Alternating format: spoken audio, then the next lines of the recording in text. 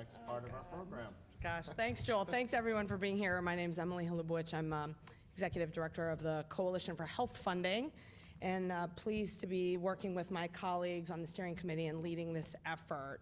Again, this portion, as a reminder, will be recorded.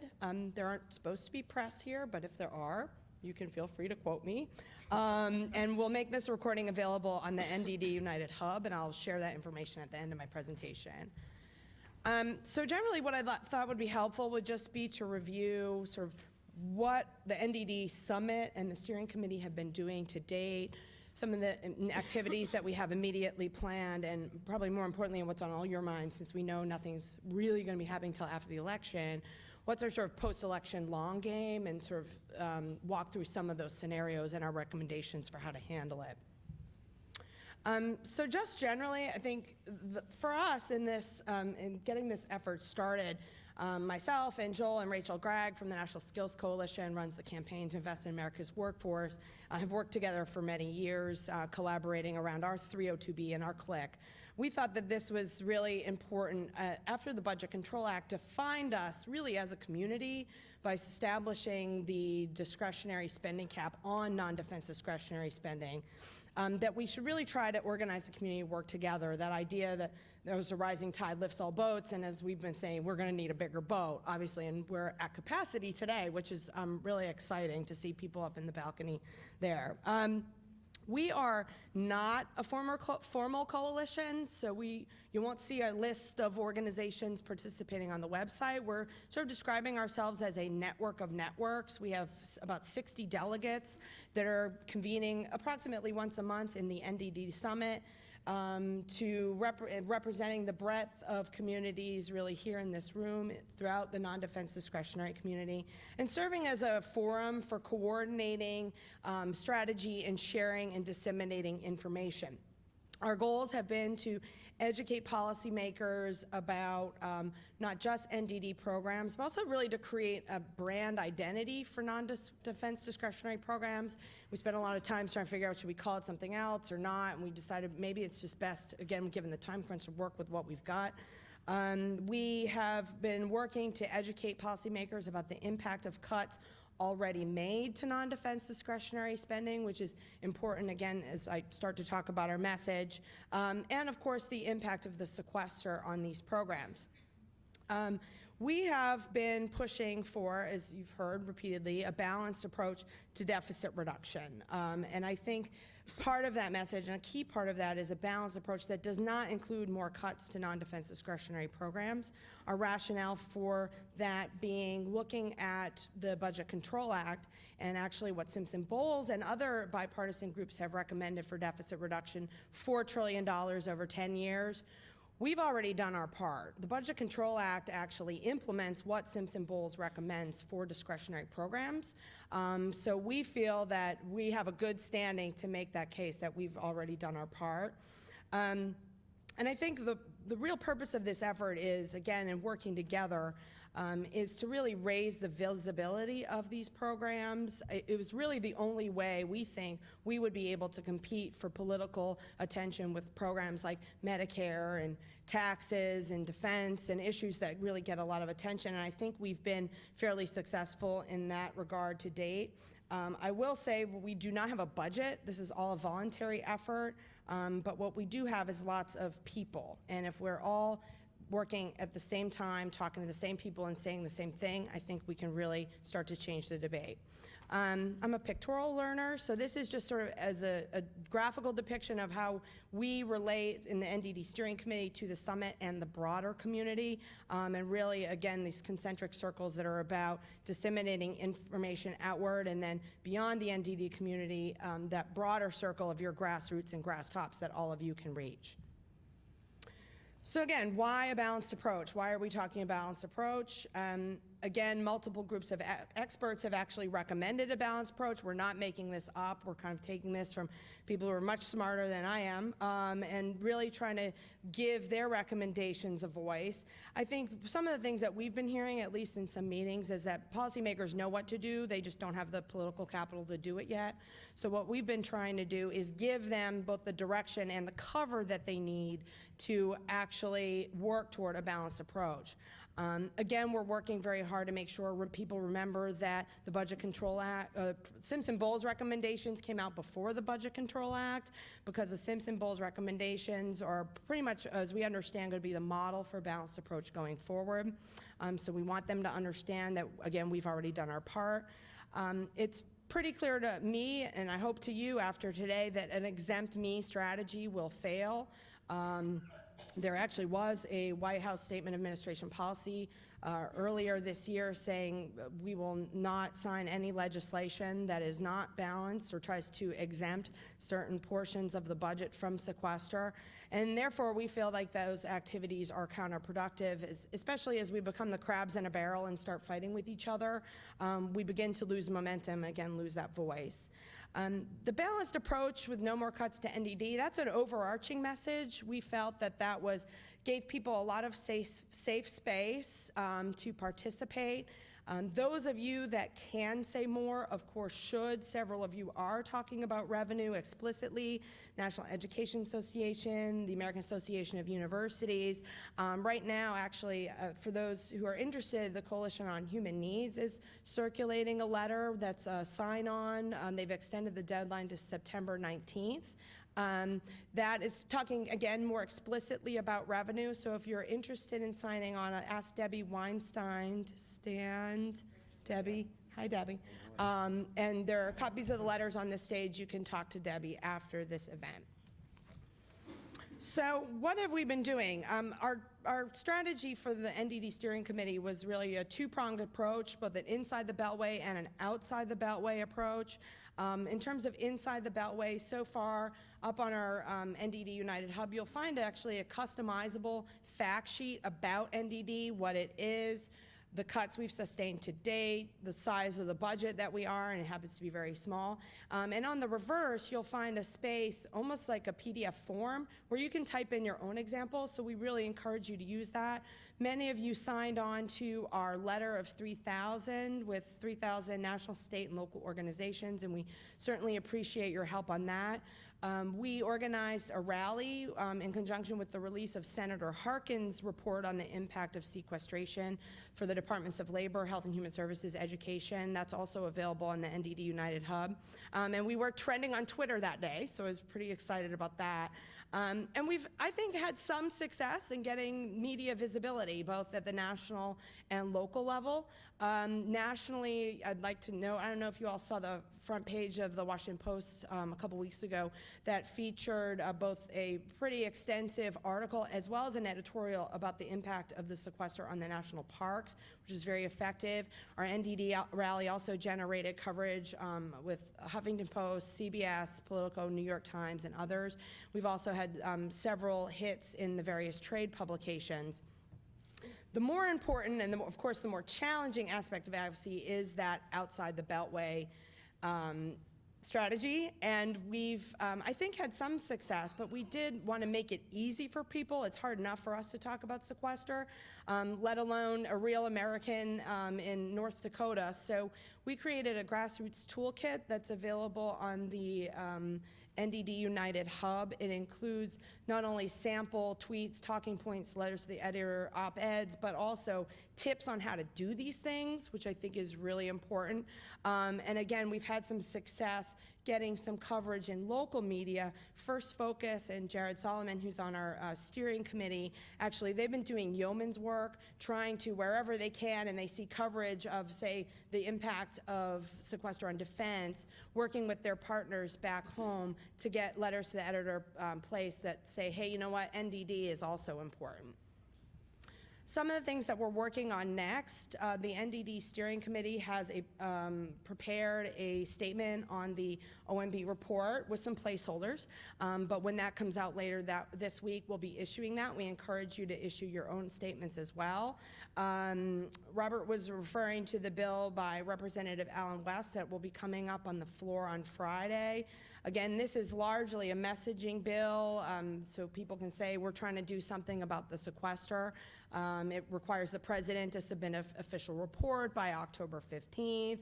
It would re-establish the discretionary caps back to what the House budget had, which was significantly deeper than the Budget Control Act. We expect there will be a lot of these types of things coming up over the next few months, but we felt it, even though it is a messaging bill, we felt it was important to make a statement since it will be coming to the floor. Wanted to share with you an announcement for a new event that's currently a work in progress, scheduled for September 20th with the Conference of Mayors and possibly governors who are going to be coming to DC to talk more about the impact of sequester at state and local level. We're really excited about that, and we'll be sure you all receive an invitation. We are continuing to try to generate media visibility, and I will say for meetings, more meetings. If you have not been doing meetings yet on the Hill, we strongly encourage you to do so. We know many of you are ramping up National Skills Coalitions, done a ton of meetings up on the Hill. Committee for Education Funding's getting ready to. My friends in the maternal and child health community have their own little mini NDD coalition. They've been doing a series of meetings the next couple of weeks. And this is so important. What we keep hearing, and granted, we're not all hitting every single office, but we continue to hear from congressional staff and members that they're not hearing from us. All they are hearing is from the defense industry, who's been very effective, and they're hearing from their people back home saying, keep cutting, cutting is good. So we need to really ramp up now. The time is now to really take this seriously. We hope also that during this time, again, in October, people are going to be back home. So this is a key time to, again, keep your grassroots and grass tops engaged back home as people are out on the campaign trail. So, like Grover Norquist, I would like to ask everyone here to sort of take a pledge of their own to get engaged in this. We have 112 days until sequestration, and if you weren't stressed out enough, you can go to secondtonone.org. Sponsored by the Aerospace Industries Association. They have a really handy sequestration counter, so you can count down to the second how much time we have left. But seriously, it is really time to get serious. It is crunch time. There is not a lot of time left. And again, the feedback we're getting is we're not doing enough, so it's time to ramp up. So we have some suggested homework for the advocates here. First, some required reading. We urge you to read the Budget Control Act or any summaries that you may find available from the Center for Budget Policy Priorities, the Bipartisan Policy Center. It's been over hard to believe, but it's been over a year since it passed, so we can all stand to have a refresher. And I say this, there's been a lot of confusion about what the sequester is, what it isn't, what it's going to do, and how can we're the educators, and we can't be effective educators and advocates if we're not educated ourselves. So we would and I say this not about just our community, but people on the Hill are really confused about what sequester is. And so as you're entering those meetings and you're getting questions about the sequester, which we've been getting, shocking that they're turning to us to explain it, but it's really critical you understand it. We also recommend that you take a look back at the Simpson-Bowles recommendations on fiscalcommission.gov. Again, only because the feedback that we're hearing is if there is a solution to the sequester, it will be based on Simpson-Bowles. So it's a good idea to get familiarized with that now. We hope that you will attend the Hill event we're planning for September 20th with the mayors. I was so happy and so thankful that many of you turned out for the NDD rally we had about 350 people, and we hope to have that many there for the mayors and governors as well. You might want to prepare your own NDD letter. I don't think any of us on the steering committee could stand doing another letter of 3,000. But certainly in the maternal and child health community, they've done a sign-on letter. I know others of you have as well. So if you can do your own, we suggest you start to do that this September. Again, and keep educating your grassroots and grass tops about why this is important and why they need to be engaged. We have a deficit reduction NU video hosted by yours truly up online, and it's short, it's about 10 minutes, and you may even want to watch it yourself, but it's like the Cliff Notes. You really need to read the Budget Control Act, and keep directing your folks back to our NDD United Hub. For October, I think we would ask that everyone in this room pledge to pick at least one of these activities to do with your organization and your grassroots and grass tops. For example, the Coalition for Health Funding will be organizing a lobbyist lobby day. So it's sort of a fly-in, but with people here who do this for a living inside the Beltway. Trust for America's Health has done this in the past with some success, where we set up in teams of 4, arrange a bunch of meetings, and just divide and conquer. So if you run a coalition, this might be something you want to consider to do as well. Keep working with your grassroots and grass tops to place those editorials back home. Again, as John mentioned, national media coverage is great, but that local media coverage is better. So the extent that you can work with your people back home to get some placements and get some visibility, we think that would be very helpful. You may want to organize your own Hill briefing or press event here in Washington in October. Especially if you have a new report or a new analysis coming out. I'd like to mention the National Criminal Justice Association and the Vieira Institute for Justice this summer did a survey to understand the impact of sequestration on state and local criminal justice agencies. They actually had more than 700 responses to that survey. They are working on a report, and they're exploring options for doing an event. I've seen a preview of the results, and this stuff is really eye-opening. So if anyone says we won't be less safe with cuts to NDD, you want to take a look at this report. And Elizabeth Pike and Christine Leonard are here, and if you have questions or you want to talk to them about how they did that report or plans that they have for it going forward, you can contact them. And finally, we're strongly urging that you make balanced approach a priority, a message for any fly-ins that you're doing. And I have to call out my members, the American Society for Hematology, who have been rock stars on this. This is front and center, part of their messaging for the fly-in they have this week. And they just show me, which I thought is so cute, will you hand it to me? They have their business card. Mila has her business card, and on the back, she just printed on a label, simple label, avert sequestration, support a balanced approach to deficit reduction, recognize the value of biomedical research by investing in the NIH. So I think this is a great, simple way. She has, like, to a T, incorporated our message framework, where you can say balanced approach and you can still talk about the programs you care about and use those as an example for why we need a balanced approach and why sequestration is bad. So I'm just very excited about that. So post-election, obviously there is a lot of uncertainty, and the election will drive a lot of these decisions. A couple of scenarios we've been thinking through on the steering committee. We may have balanced approach bills coming up, but of course balanced is in the eye of the beholder. So how balanced is balanced? How much is there in cuts? How much is there in revenue? How much is an NDD cut compared to others? What about those Budget Control Act caps? It's very likely that in a proposal they want to revisit the Budget Control Act caps on discretionary spending. And so if they do that, what does that mean for non-defense discretionary? We may likely see some kick the can proposals coming forward. Senator Durbin last week, actually some conflicting messaging in the media, but talking about maybe a 6-month delay. We know we're going to see more. Of some of the questions we'll want to ask ourselves is what's part of that delay? So for example, Senator McCain, we've heard, may introduce a kick the can bill but just for defense for 3 months and try to tack that onto the CR. How long? Is it offset? And what do they use for the offset? Certainly something that we are really concerned about, because we feel that it's taking pressure off Congress to put, and we'll put NDD at a greater risk down the road if we kick the can. We, of course, expect to start seeing some carve-out bills to exempt events, exempt Medicare, et cetera, et cetera. We are, again, pleading with you to resist the urge to seek carve-outs. It will not happen. And again, I think it's diluting our broader efforts to find a solution that'll work for all of us.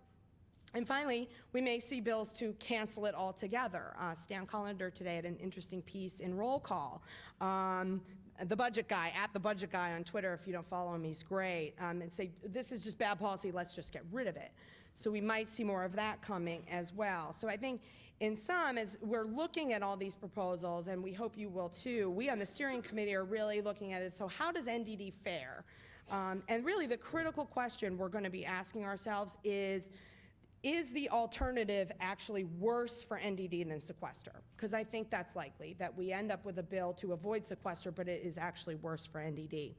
So it's obviously hard to know what's going to happen in the lame duck post-election, and that will determine really the fate of a balanced deal and really all of us before the end of the year. So in the meantime, what are we advising on the steering committee? And I will just direct you to remember that scene from Braveheart with William Wallace. I did not paint my face today, and I do not have a horse that I'll be riding on, but it's really that scene, that hold, where he's asking all his troops to hold. So what would Braveheart do? And that's what we're doing, WWBD. Hold the line for a balanced approach. Again, we know it's going to be hard, and I don't think I need to sell people in this room, but I'm going to rely on you, we're relying on you to sell your boards and your leadership on this. And again, hold that line for a balanced approach and just keep beating that drum that NDD has done its part. The steering committee is going to continue to evaluate proposals as they arise and will advise you accordingly. We are hoping that you will not go rogue, that you will stay the course. Again, because we really think that breaking the ranks at this point will do more harm than good. Keep pushing for balance, reminding those that we've already done in the NDD community what Simpson's Bowles recommended. We are already at levels not seen since Eisenhower was president. We're a pretty different nation than we were in the 50s. And that you could eliminate all NDD, all of it, and still not balance the budget. And we hope that you'll be using your stories. I know we want data, and it's hard to get our advocates to talk about how bad it is without the data, but we need to start sharing our stories, and really the stories provide the context to the data that are more important anyway. And finally, if you cannot push for a balanced approach, and I know many of you might not be able to, you're not quite there yet, silence may be golden at this point, so if you can just not say anything at all, and at least not work against the broader community's efforts, that would be great, and we would appreciate that. And finally, I think the bottom line for us is that we feel if we can hold together and strike together at the same time, we might just accomplish the impossible and come out in a better position in January. So again, here's the link for my website, Coalition for Health Funding, publichealthfunding.org.